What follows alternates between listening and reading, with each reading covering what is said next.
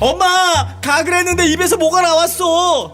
그거 올리덴탈 체크 가글이라 그런겨. 지금 쓰고 있는 가글 사용 후 확인해 보셨나요? 무색소, 무알콜, 무계면 활성제의 올리덴탈 체크 가글은 쉽게 나온 입안의 이물질을 눈으로 확인할 수 있습니다. 딴지마켓에서 판매 중입니다. 한글도 남보다 빨리 깨치고 참 똑똑했는데 갈수록 실력이 뒤처지는 것 같아 걱정이에요. 혹시 초등학교 교과서 본 적 있어요? 어려운 어휘가 너무 많아요. 학교에서는 어휘 개념을 하나하나 설명해 줄 시간이 정말 부족하잖아요. 그럼 어떡하죠? 내 아이의 어휘만큼은 내가 책임져야죠. 어휘 공부의 정성. 초등어휘 3000, 초등어휘 5000. 검색창에 초등어휘 3000을 쳐보세요. 말투 하나만 바꿔도 인사평가가 달라진다. 그냥 직장인. 팀장님 보고 드릴 게 있습니다. 센스 있는 직장인. 팀장님, 지금 잠시 시간 괜찮으세요? 보고 드릴 게 있습니다. 볼수록 기분 좋은 사람으로 만들어주는 메이크업 말투 3단계 전략. 직장인 자기계발서 1위. 모든 관계는 말투에서 시작된다. 위즈덤 하우스 미디어 그룹. 다이어트를 위한 꿀팁! 동결건조 채소와 곡물, 단백질, 그리고 효소와 비타민, 미네랄로 만든 다이어트 전용 그린 스무디로 하루 한두 끼만 바꿔 드세요. 비타샵 그린 스무디 다이어트 1522-6648 1522-6648 혹은 비타샵을 검색해주세요.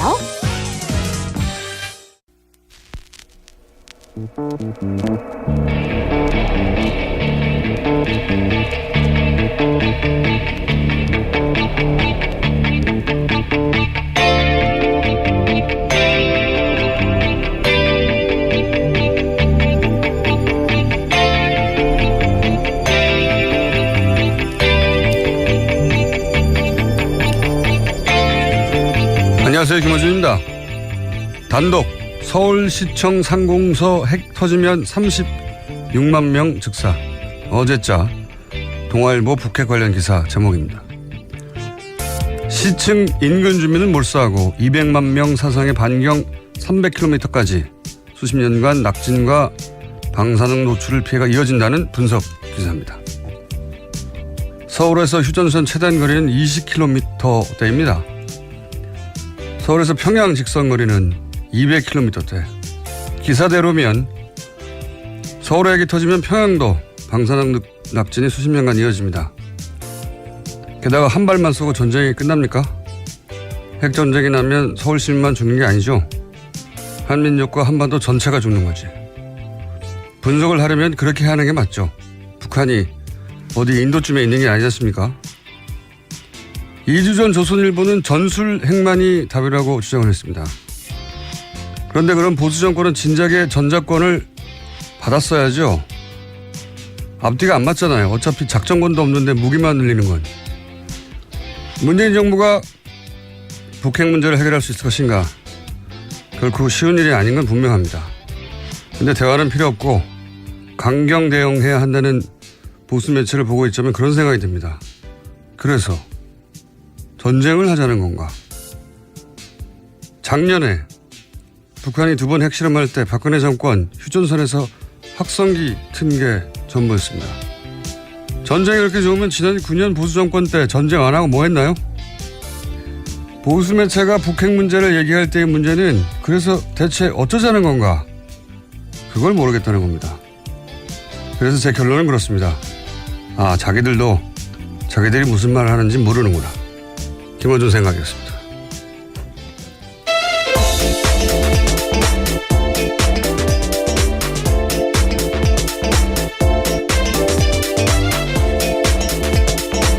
시사인의 김은지입니다. 북한 뉴스가 아주 그냥 폭탄처럼 쏟아지고 있어요. 네, 핵실험이 워낙 큰 뉴스라서요. 근데 핵실험은 많이 했어요. 6차례 했습니다. 작년에 2번 있었다는 게 전혀 기억이 안 나잖아요. 작년엔 2번이나 있었습니다. 그때 이제 초강경 대응을 얘기하고 확성기를 틀었죠. 정말로 확성기를 튼 게 전부였어요. 초강경 대응 얘기하면서. 예. 아니 그러니까 저는 그게 이해가 안 가는 거죠. 예. 그렇게 전쟁을 좋아하면 전쟁하지 그랬냐고 9년 동안. 자 일단 뉴스를 북핵 관련 뉴스가 많겠죠 처음엔. 예. 네, 맞습니다. 문재인 대통령과 도널드 트럼프 미국 대통령이 어젯밤 전화통화했습니다. 북한의 6차 핵실험에 대한 대응 방안을 논의한 건데요. 한국의 미사일 탄두 중량 제한을 해제하기로 합의했습니다.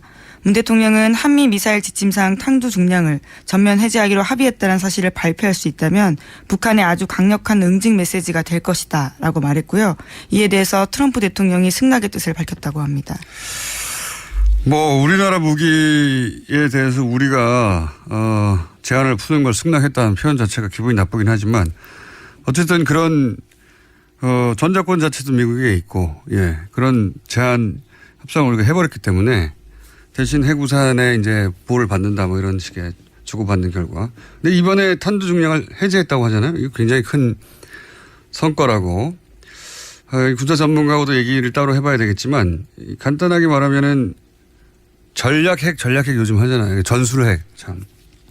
전략핵은 도시 정도를 상대하는 거고 전술핵은 예를 들면 탱크 부대처럼 작은 단위를 작은 거예요. 그냥 전술핵이라는 게 조그만 핵인데 전술핵을 들여오면 우리 대가가 있죠. 한반도 비핵화 이건 물 건너 간다고 봐야 되겠죠. 그리고 뭐 일본도 뭐 얘기할 것이고 여기 이 동북아 지역에 이제 핵 도민 현상이 일어나겠죠. 네, 긴장이 훨씬 올라가게 되는 겁니다. 그런데 이제 이 탄도 중량 제한을 풀면 이게 그러니까 로켓 앞에 탄두를 이때까지는 뭐 몇백 킬로 이렇게 제한했단 말이죠. 네, 현재 500kg으로 제한돼 있었습니다. 그것도 간신히 몇 번 풀었는데 고폭탄이라는 게 있어요. 어마어마한 큰 폭탄. 그러니까 핵은 아닌데 전술핵 정도의 파괴력이 있는 겁니다. 이걸 풀면 이거는 핵 확산 금지 조약의 제한을 받지 않아요. 우리가 개발할 수도 있고 사올 수도 있어요. 마음대로. 군사적인 측면에서 굉장히 큰 도약이죠. 네, 일종의 미사일 주권을 확보한다는 측면에서 의미가 있다는 평가받고 있습니다. 이게 원래 무거우면 멀리 못 나가잖아요. 됐다 무거운 거 달아서 전술핵 정도의 파괴력을 가질 수도 있고 됐다고 무거운 걸 날리려면 사거리도 길잖아요. 사거리도 굉장히 긴 로켓을 만들 수도 있죠. 예, 뭐 하여튼 보수 정권이 했었어야 할 일인데 이제서 하는 겁니다. 스피커만 틀다가 확성기만. 그런 의미가 있고요. 이거는 저는 뭐 그냥 아주 얄팍하게 하는데 군사 전문가하고 얘기를 한번 해서 의미를 짚어주도록 하겠고. 자, 그 외의 뉴스들은 어떤 게 있습니까? 네, 연속해서 문재인 대통령이 다른 나라 정상들과도 통화를 했는데요. 어제 블라디미르 푸틴 러시아 대통령과도 이어서 통화했습니다. 문 대통령은 대북 원유 공급 중단과 북한 해외 노동자 수입 금지 등 북한의 외화 수입원을 근본적으로 차단할 수 있는 방안을 유엔 안전보장이사회에서 진지하게 검토해야 한다라고 강조했다고 하는데요. 그러나 푸틴 대통령 같은 경우에는 북한의 6차 핵실험에 대해서는 규탄하면서도 북핵 문제의 외교적 방식 해결을 강조했다라고 합니다. 뭐 해야죠 이런 통화. 자 다음은요. 네, 또 우리군 같은 경우에는요. 어제 합동 무력 시위를 펼쳤습니다. 북한의 핵실험장을 가상의 목표로 삼고 미사일로 타격하는 내용이었습니다. 육군과 공군의 미사일 실사격 훈련은 북한 풍계리 핵실험장까지의 거리를 고려해서 실시됐다고 합니다. 그렇군요. 이것도 뭐 의욕 시해야죠. 다음은요. 네, 유엔 안전보장이사회 회의도 긴급하게 소집됐습니다. 북한을 규탄하는 별도의 의장 성명이나 언론 성명을 채택하진 않았는데요. 예, 괜찮으신가요? 죄송합니다. 네, 안보리 이사국 대사들은 한 목소리로 북한의 김정은 정권의 무모한 도발이 가하는 위협을 우려했습니다. 중국과 러시아도 비난 대열엔 동참했는데요. 하지만 대북 해법에 있어서는 엇갈렸습니다. 미국을 중심으로 한 한국과 일본, 영국, 프랑스 등은 초강력 제재를 해야 된다고 주장했지만요. 중국과 러시아는 대화론을 앞세웠습니다. 이것도 뭐 그랬겠죠. 예. 어차피 견해는 갈리고 의장 성명, 언론 성명 뭐 이런 건 채택될 리가 없고 지금은. 예, 우선 미국 입장에서는 이번 주 안에 초안을 만들고 다음 주 월요일에 표결을 목표로 하고 있다라고 밝히고 있습니다. 예. 그리고 이제 또 다른 더 강도 높은 제재. 북한과 교역하는 모든 국가와 단절하겠다. 예, 거래를 중단하겠다라는 방안을 검토하는 중이라고 트럼프 대통령이 밝힌 바 있습니다. 예, 그것도 트위터도 했는데 예, 이건 말도 안 되는 거죠. 뭐 당장 미국에서 말도 안 된다. 그거는 북한이 아니라 미국이 망한다고. 예. 네, 제임스. 왜냐하면 예를 들어서 중국이 북한과 가장 큰 교육국가인데 중국과 모든 교육을 끊으면 미국이 망해요, 지금은. 예, 사실상 중국을 겨냥한 조치라는 해석이 나오는데요. 북한의 대무역의 90%가 중국과 이루어지기 때문입니다. 네, 어쨌든 뭐 실현 가능성 없는 뻥을 너무 많이 치고 있습니다. 트럼프 대통령이 블러핑이라고 하죠. 자, 하여튼 그런 얘기도 나오자 뭐 미국 언론들도 쏟아졌어요. 트럼프 대통령이 말이 안 된다는 기사가. 예, 그 전날 한국에 대해서 비판한 트위트. 무슨 상대 국가에 대해서 트윗으로 대통령이 비난을 한다니 그것도 한 줄로. 이게 말이 안 되는 건데 그 기사가 쏟아졌어요. 왜 한국 비난하느냐. 뉴욕타임즈도 그러고 월스트리트저널도 왜 한국과 싸우냐. 그러면서 이제 월스트리트저널은 경제지니까 안보 문제, 외교 문제하고 통상 문제 FTA죠. 그거 왜 섞냐. 그래서 스스로 자신의 코너로 몰아가고 있다. 뭐 워싱턴 포스트 보수지인데 왜 한국 비난하냐. 그러면서 FTA 폐기를 동시에 거론해서 김정은에게 선물을 안겨줬다. 김정은에게 유리한 국면을 만들어줬다는 거죠. 민주당 간사나 뭐 공화당 상원의원들도 왜 지금 분열하는 모습을 동맹과 그런 이야기. 한미 FTA 폐기하면 동맹 복구 안 된다. 이건 공화당에서 하는 얘기예요. 우리가 하는 얘기가 아니라. 그러니까 정작 미국 주류 언론들이랑 주류 정치인들이 왜 한국한테 뭐라고 하냐 하는데 보수 매체에서는 문재인 정부의 대북 정책이 유화적이라고. 예, 네, 그와 관련해서 어제 뉴욕타임스 기사 소개드린 바가 있는데요. 그러한 지적조차 사실이 아니다라는 것을 뉴욕타임스가 지적한 바가 있습니다. 아니 그러니까 이게 말이 안 되는 거죠. 미국 대통령이 뭐라고 하는데 우리가 미국 대통령 편을 들고 미국 언론들은 미국 대통령이 말이 안 되는 소리를 한다고 하고 거꾸로 돼야 되는 거 아닙니까? 거꾸로. 지금 전쟁하자고 하는 건데. 예. 그러니까 이건 이제 우리 보수 매체는 진보는 종북이다. 종북이고 북한을 약하게 상대한다. 이 이미지를 계속 신나서 그런 프레임을 유포할 적기라고 보는 거죠. 신나하고 있어요. 예. 그러면서 전쟁 날 것처럼 오늘자 조선일보는 트럼프가 이제 군 수뇌부를 다 불러서 사실상 군사 옵션 회의를 하고 있다. 이게 오늘자 조선일보 기사던데 군사적 대응이 임박했다 뭐 이런 뉘앙스죠. 그런데 그게 CNN에서는 바로 또 사실상 군사적 옵션은 없다. 그러면서 미국의 군사 전문가들이 나와서 지금 그렇다면 미국이 뭐 전력을 준비하고 있냐? 아니 그런 거 없다. 전혀 안 움직이고 있고. 그리고 선제 타격 얘기하는데 그거는 예방 전쟁이 아니고 핵전쟁 나는 거다. 그냥 이거 우리 언론이 해야 될 분석인데 거꾸로 하고 있어요. 계속. 예. 미국이 어떤 제스처를 취하면 이건 의미가 이렇고 실제로 군사적 옵션 전쟁을 안 나고 이런 분석을 우리가 하고 미국은 이제 뻥튀기를 해야 되는 건데 우리가 뻥튀기를 하고 그대로 막 미국 언론들은 그게 안 된다고 바로잡고 있습니다. 진보는 종북이라는 프레임을 오랫동안 써왔는데 또 하는 거죠. 그러면서 우리나라 대통령이 미국 대통령 말을 안 들어가지고 이제 큰일 났다.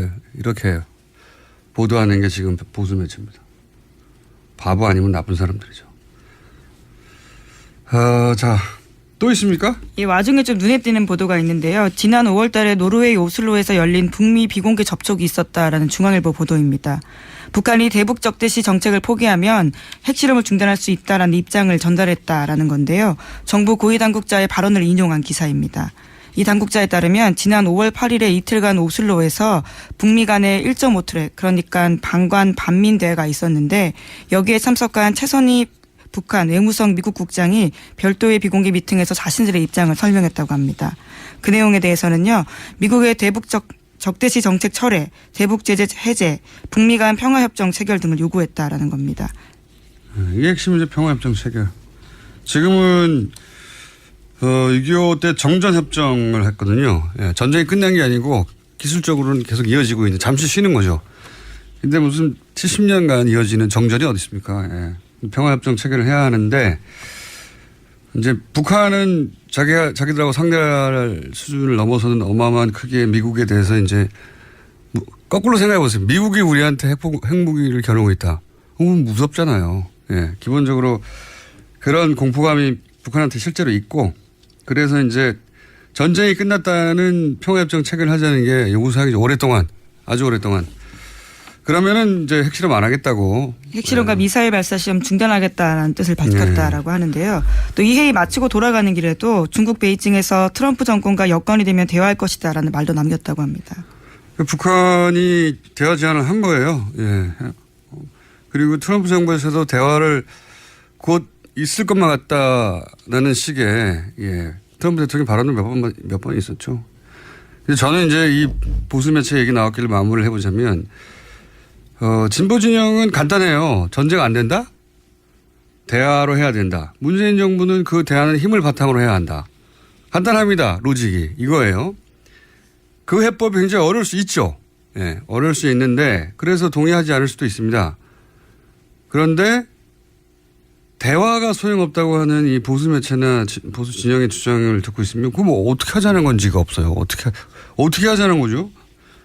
보수 정권은 지난 10년간 미국이 했던 대로 다 했잖아요. 대북제도 다 하고. 대북제도 다 했는데 북한이 무너지기는커녕 경제가 더 나아졌어요, 최근에. 그러니까 북한의 특수한 어떤 폐쇄 경제가 적응을 한 거죠. 예. 강경당 외쳤는데 그러면 10년간 뭘 강경하겠습니까? 확성기를 튼 게 다인데 정말로. 그리고 한 게 없어요. 개성공단 문 닫은 게 전부예요. 그 다음에는. 개성공단을 문을 닫아서 관계 개선됐나요? 북핵을 포기했나요? 그러니까 이 보수 매체의 북핵 해법은 동의하고 반대할 게 없어요. 미국에 맡기자 말고는 뭘 어쩌자는 건지가 없기 때문에. 하도 뉴스가 갑자기 쏟아지길래 브리핑도 관련해서 쏟아진 걸로 하고. 자, 이거 미국 뉴스 말고 없습니까? 미국 관련된 북핵 뉴스 말고? 네, 이재용 삼성전자 부회장 관련된 재판 소식이 있습니다. 유죄 받은 바 있는데요. 이와 관련해서 핵심 증거 중에서 눈길이 가는 문건이 있다라고 합니다. 삼성의 청와대 실시간 보고가 의심되는 문건이라고 하는데요. 이 문건은 지난해 국정농단 의혹이 본격적으로 불거진 작년 10월 달에 안종범 전 수석이 국회 출석 등을 대비해서 보좌관에게 지시해서 만든 문건이라고 합니다. 문건에는 10월 22일 승마 관련 SS 보고라는 문구가 나오는데요. 여기에는 첫 마필 구입 완료라고 적혀 있고 정유라 선수용 마필 58만 유로, 보험 6만 6천 유로라는 액수도 기재돼 있다고 합니다. 특검에서는 수사 당시에 SS가 삼성 또는 최순실을 뜻하며 청와대가 삼성이나 최순실 씨에게 삼성의 정시 지원을 보고받았을 가능성을 추정한 바 있다고 합니다. 이거 약간 주시한 기사입니다. 그러니까 정유라 선수 말을 얼마에 샀다는 걸 실시간으로 청와대에 보고됐다. 네. 이 내용이잖아요. 근데 그렇죠. 이제 여기서 작은 화제는 SS 보고 SS가 삼성이냐 순실이냐 이거 아닙니까? 예. 특검이 특정하지 못했다라고 하는 것 같은데요. 네, 저는 이게 당연히 삼성이라고 보는 게 맞다고 보는 게 승마 관련 SS 보고 이게 이제 청와대 문건 제목이잖아요. 그러니까 제목만 보면 SS로부터의 보고거나 혹은 SS에 대한 보고 뭐 이렇게 볼 수 있지 않습니까? 뒤에 주어 서술어가 없으니까. 근데 이제 만약에 최순실로 SS를 보면 보고 주체가 최순실이 되는 거예요. 이럴 리가 없잖아요. 최순실 박근혜 대포폰으로 통한다는 얘기 있었고 안종범을 거칠 이유가 없죠. 서로 최순실가 무슨 얘기를 해도 안종범 수석이 그걸 비서관을 시켜서 일부러 문서로 날릴 리가 없죠. 예. 네, 관련해서 안종범 전 수석 수첩에도요, SS라는 표현이 나오는데 2016년 2월 15일 그러니까 박근혜 전 대통령과 이재용 부회장의 세 번째 독대가 있던 날 메모입니다. 이때 삼성의 요구사항이 SS라고 쓰여 있거든요. 삼성으로 보일 가능성이 큽니다. 그러니까 그 메모도 정황한 백업 증거지만 그래서 SS를 순실로 해석하면 뭐 말이 안 되는 게 너무 많아요. 본인이 최순실을 안다는 사실 자체를 안종범 수석이 철저히 숨기려고 했는데 그걸, 네, 그렇죠. 그걸 뭐 비서관을 시켜서 일부러 문서로 만들고 남긴다는 게 말이 안 되죠. 하필이면 시읒이 같아서 그런. 예. 네. 이거는 뭐 논란의 여지가 없는 것 같은데 어쨌든 특검은 그렇게 했고 법정에서도 특정되지 않았어요. 예. 근데 어쨌든 핵심은 뭐냐면 말구입이라는 게 이제 그 대통령이 말 사주라고 하니까 삼성이 말 사준 거 정유라한테 주는 것인지 알면서 뇌물인지 알면서 이런 얘기잖아요. 네, 그러니까 작년 10월에도 그런 보고를 했다는 거니까요. 이 문건이 청와대에 있다는 건 대통령이 이게 아마 이렇게 된 거겠죠. 말구입 어떻게 한 거야? 하고 안정무 수석한테 물어보고 안정무 수석은 거의 실시간이니까 삼성한테 확인해서 그걸 보고서로 만들어서 대통령한테 보고하려고 했다. 그러기 위해서 비서관에 정리시킨 거다. 이렇게 보여지는데 이게 드러낸 건 대통령이 삼성에게 말 사주라고 했고 정유라 특정해서 그걸 또 직접 스스로 대통령이 챙겼고 하는 뇌물의 증거가 되는 거죠. 중요한. 그 흔적이 청와대 문건으로 남았다. 뭐 이런 거죠. 아주 중요한 문건. 근데 고법에서 이제 삼성이 고법을 기다린다고 해서 저희가 잊지 말라고 계속 이 문제를 다루겠습니다. 자, 제목 정도 한 몇 개 읽을 수 있을 것 같아요. 네, 국가정보원 적폐청산 TF 관련해서 계속 소식 전해드리고 있는데요. 48명의 댓글팀장 검찰에 수사 의뢰됐습니다. 이 가운데 유명한 교수가 있다고 했는데 이름이 특정됐습니다. 서경덕 성신여대 교수가 포함되어 있는데요. 국정원으로부터 월 200만 원의 돈을 받았다라고 TF는 보고 있는데 이에 대해서 서 교수는 평소 알고 지내던 국정원 직원이 자신의 이름을 도용했다라고 반박하고 있습니다. 근데 이제 이게 돈을 200씩 몇 차례. 예, 2달 받았다라는 건데요. 영수증이 있다는 거죠? 네, 수령증이 있다라는 겁니다. 약간 좀 납득이 쉽지 않은 대목이 있긴 해요. 왜냐하면 물론 친한 국정원 직원이 사적으로 알려줬을 수 있죠. 네, 당신의 명의를 도용했다고 미안하다고 나중에. 근데 이제 납득이 쉽지 않은 대목은 단순히 이름만 도용했으면 모르겠는데 이거는 그럼 실적 때문에 단순 허위 보고가 된 거죠. 그것도 뭐 징계 대상이긴 하겠지만 영수증이 있거든요. 돈이 사라져 횡령이 되는 거거든요. 돈이 결부되고 횡령이 되면 이건 훨씬 더 높은 수준의 처벌, 뭐 퇴직이나 처벌 대상이 될 수 있는데, 근데 이제 알려줬다는 건 서 교수를 통해서 공개될 수 있다는 거를 서 교수는 당연히 공개할 수밖에 없죠. 자기 명예를 위해서 실제로 이런 일이 일어났다면, 실제로 국정원 직원이 내가 그렇게 명예를 도용했다고 알려주면 그게 공개될 수밖에 없단 말이죠. 근데 이게 어떤 위험이 있냐면 그러면 국정원 직원 내부 조사 때 거짓말을 하게 됩니다. 그렇죠? 근데 그 거짓말한 게 국정원 내부에서 밝혀지고 덮인 게 아니라 언론을 통해서 국정원 자체 조사가 부실했다라고 알리는 셈이 되거든요. 국정원 직원은 더 큰 처벌을 받을 수가 있어요.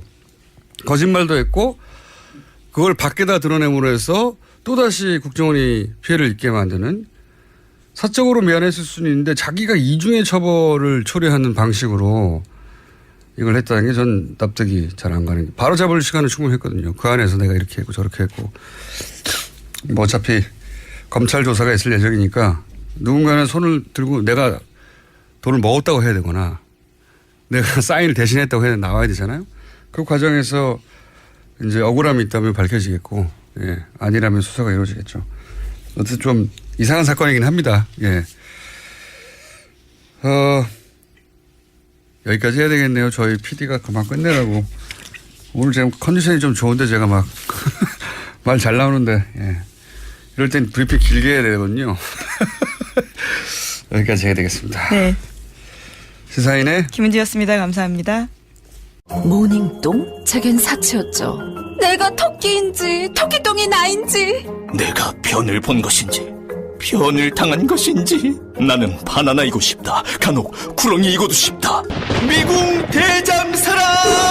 빅똥의 추억 미궁 대장사랑이 찾아드립니다. 혈중 콜레스테롤 개선과 배변 활동에 도움을 주는 건강기능식품입니다. 검색창에 미궁 대장사랑. 미궁 장사랑 이름 바꿨어요. 프로바이오틱스 12종 추가. 미궁 대장사랑.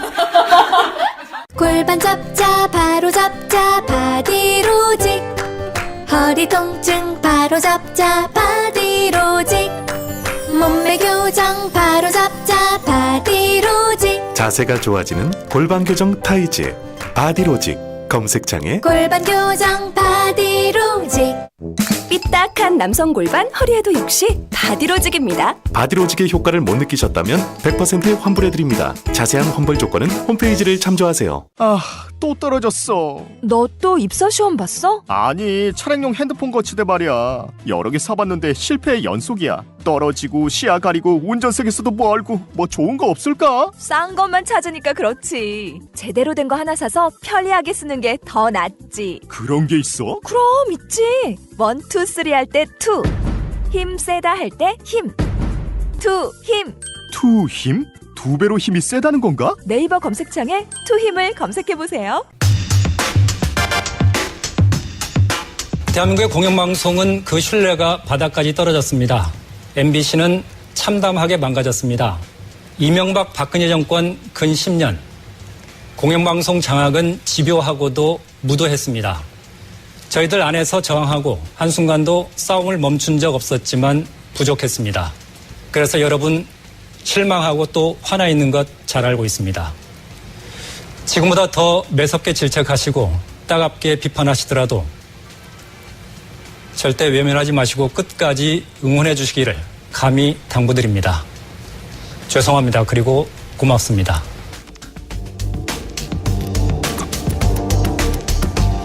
방금 들으신 내용은 9월 1일 전주 MBC의 뉴스 오프닝이었습니다.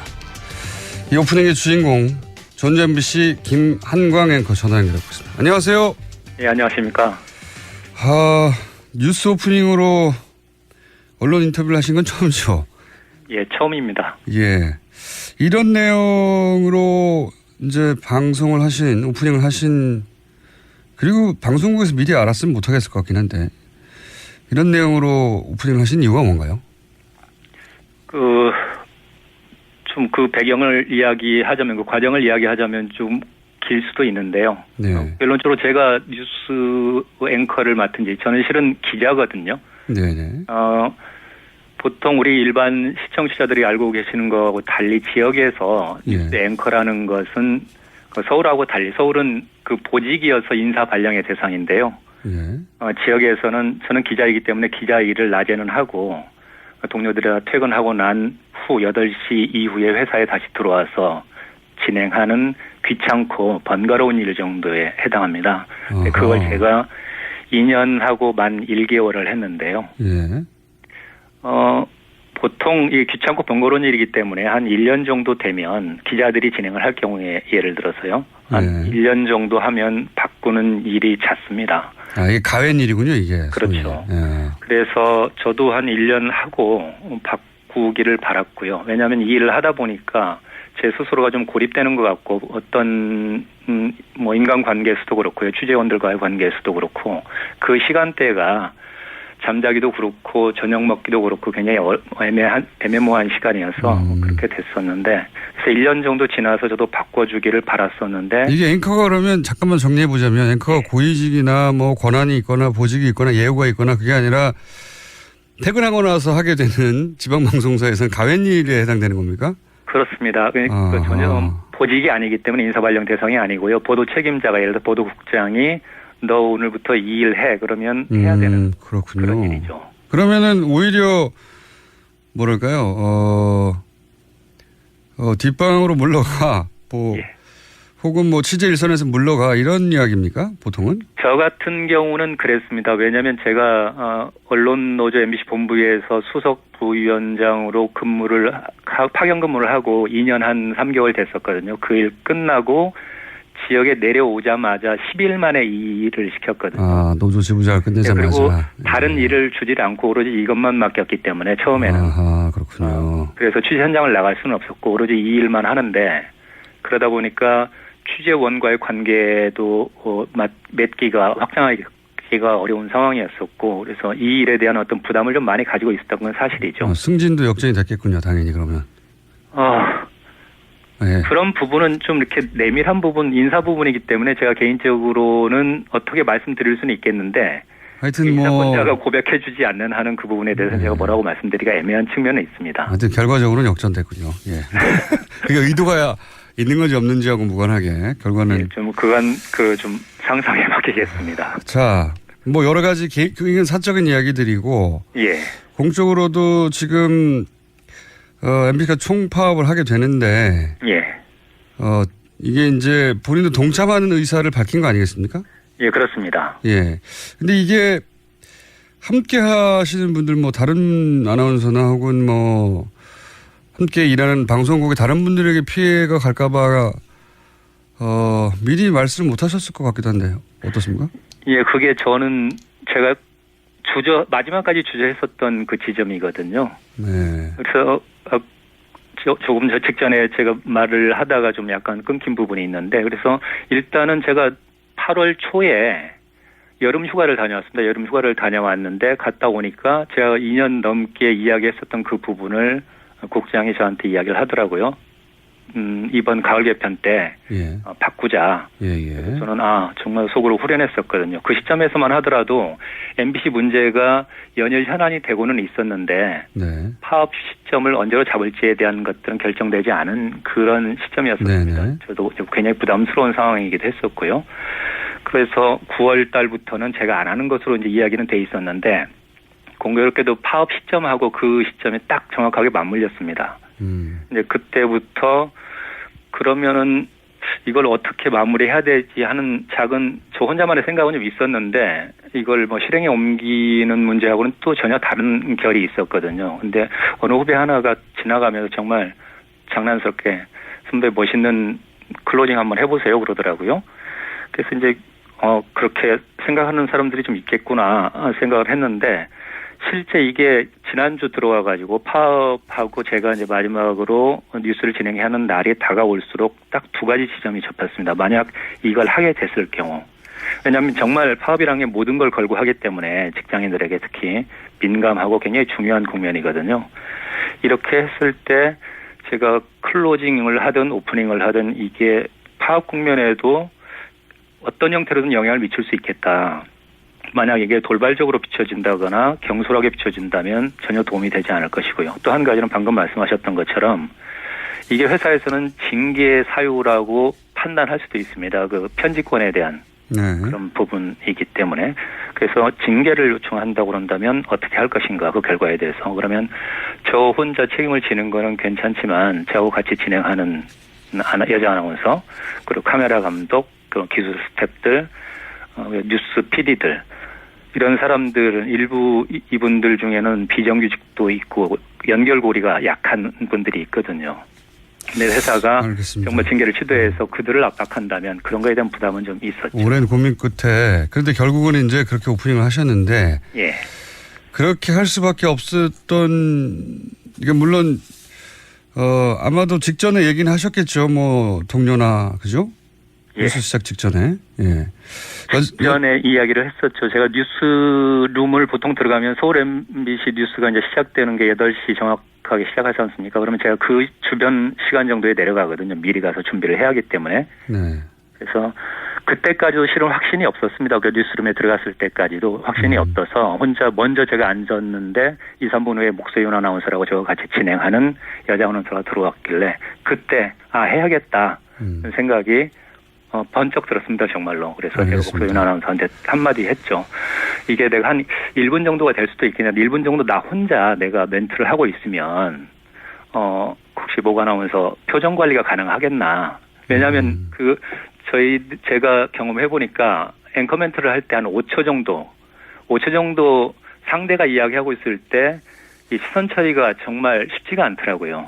알겠습니다. 그것을 한 1분 정도를 한다고 그런다면 정말 힘들 것 같아서 그렇게 이야기를 했을 때. 알겠습니다. 저희가 준비된 시간이 길지 않아서 그 오랜 고심 끝에 하셨고, 마지막으로 한 가지만 더 여쭤보겠습니다. 그렇게 이제 주변에 대한 피해도 고민을 했고 하셨는데 결국은 이렇게 발언을 하신 결정적인 이유가 뭡니까? 일단 제가 조합원이기 때문에 파업에 동참해야 하는 상황이었었고요. 그다음에 이 파업으로 인해서 그렇지 않아도 MBC 뉴스가 망가져 있었고 신뢰를 잃은 상황이었는데 그것마저 또 파행이 되는 그 파업 국면으로 들어가기 때문에 기본적으로 이것은 시청자들한테 양해를 구해야 할 상황이었다고 생각을 했고. 왜 이런 일이 벌어졌는지도 설명하고 양해를 구해야 되는 상황이다. 그렇죠. 그런 부분에서 일단 기본적으로 우리가 그동안의 역할을 다 해오지 못했으니까 그럼에도 불구하고 이런 고민을 다시 들어가게 된 부분에 대해서는 분명히 말씀을 드리고 또 용서를 구하는 게 맞다고 생각을 했습니다. 그래서 그렇게 한 것이죠. 그리고 이제 이런 생각도 있으셨겠죠. 이제 MBC 기자들은 그 과거 굉장히 자부심이 강한, 유난히 강한 어떤 집단이었는데 그 자부심이 다 최근 한 12년간 무너졌지 않습니까? 그래서 뭐 후배들에게 떳떳하고 싶다 이런 생각도 하셨을 것도 같고. 그런 측면이 제일 강했죠. 파업에 들어가는 실질적인 이유 중에 한 가지가 저는 기자가 25년을 제가 지금 기자를 하고 있는데요. 뭐 일부에서는 기자가 권력화돼 있다 내지는 특권이다 이렇게 이야기하시는 분도 있지만 결코 저는 동의하지 않고 기자는 자부심이고 자존심이라고 생각합니다. 그리고 또 그런 측면에서 본다 그러면 근데 최근에 상황이 보면 MBC 기자 같은 경우는 뭐 기레기, 기자 쓰레기라는 표현까지 들을 정도로 참담한 지경까지 와 있잖아요. 근데 저도 앞으로 7, 8년 그 정도밖에 직장 생활을 할 수 없게 되는데 이 상태로 지낸 것이 정말 제 스스로도 견딜 수 없는 상황이었고요. 또 항상 후배들한테 기자 본분에 충실하라고 이야기하는데 그런 상황들을 바꿔놔주는 것도 선배로서의 어떤 도리이자 의무라고 좀 생각을 했었어요. 그런 측면이 있었기 때문에 이런 것을 하게 된 어떤 배경의 하나이기도 합니다. 알겠습니다. 오늘 말씀 감사합니다. 예, 감사합니다. 전주 MBC 김환강 기자였습니다. 이어서 정치권 입장 들어보겠습니다. MBC 대표하는 앵커 출신입니다. 과학기술정보방송통신이 이름이 굉장히 길어졌네요. 간사를 맡고 계신 신경민 의원 전화 연결됐습니다. 안녕하십니까? 네, 안녕하십니까. 오랜만입니다. 예, 방금 이제 후배 인터뷰도 간단하게 들으셨는데, 네네. 지난 10년간 일단 이제 앵커 경험이 있고 MBC 출신으로서 10년간 MBC의 뭐랄까요 파국에 가까운 쇠락 네. 어떻게 보셨습니까? 너무 길었죠. 예. 일단 후배들이 지금 하고 있는 건데 저는 퇴직을 할 수밖에 없는 상황이었죠. 네. 이렇게 길어질 줄은 사실 몰랐습니다. 이 10년의 난장판, 이 정글, 야만 상태인데 늑대품들의 방치가 돼 있었다. 그리고 후배들 중에는 정신과 치료를 받아야 할 정도로 학대를 받은 사람들이 많았고요. 이번 파업은 필수 요원, 이 파업에도 금도가 있었어요. 네. 현성이나 기술 요원들은 빠졌습니다. 네. 노조에서도 예외를 인정했는데 지금은 필수 요원들도 파업을 할 만큼 계약직도 파업을 할 만큼 절박하게 된 거고요. 부역자에 속하는 가해자들을 생각을 하면 이 사람들은 헌법을 유린했고요. 인간성을 침해했고요. 국가를 망신시키고 언론을 사유화한 악질적인 범죄자들이라고 생각합니다.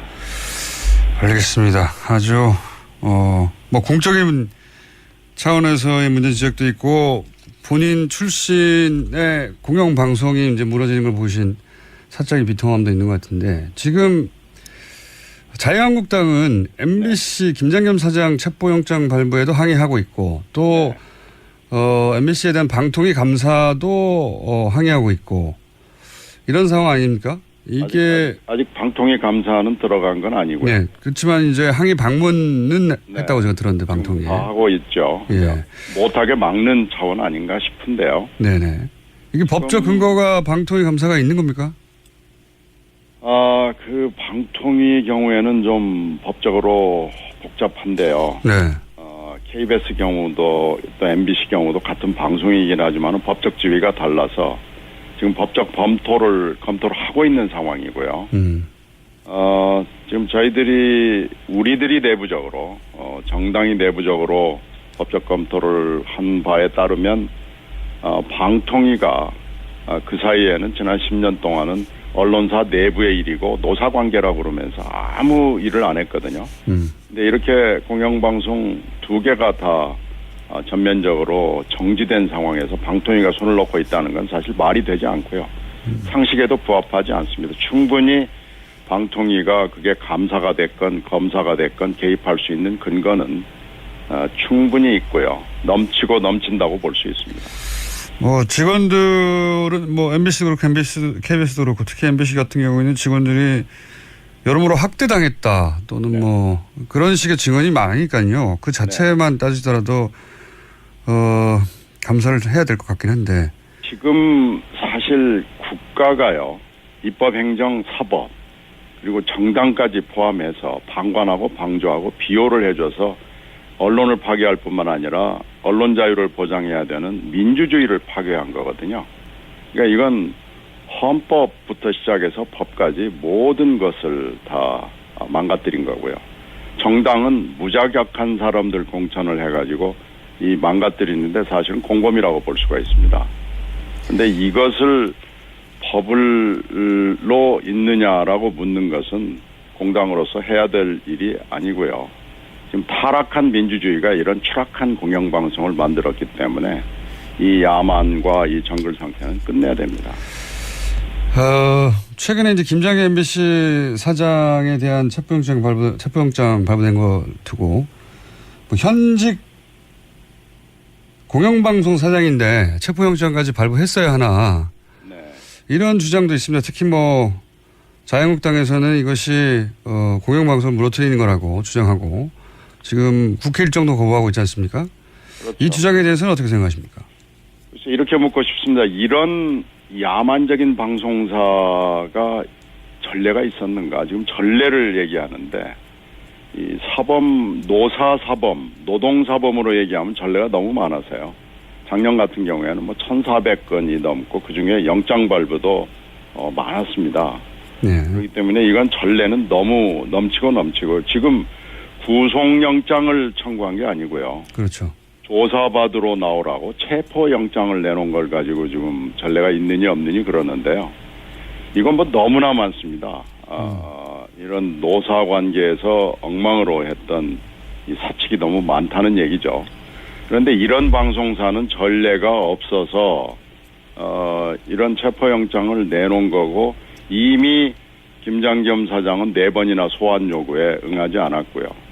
노동부가 조사 차원을 넘어서서 혐의를 잡고 수사에 이미 들어간 상황이고 그래서 검찰이 청구를 법원에 한 것을 법원이 발부한 거거든요. 그러니까 이런 방송사가 과연 있고 이런 사장이 과연 있느냐라고 묻는 게 맞고요.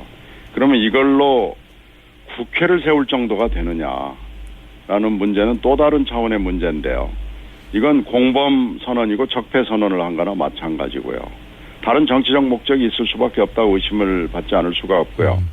정당이 이게 지금 100명에 육박하는 제1야당이라는 데가 의총을 하고 별회의를 다해서도 아무 반성의 목소리, 성찰의 목소리, 사과의 목소리가 나오지 않는 것은 이건 중증입니다.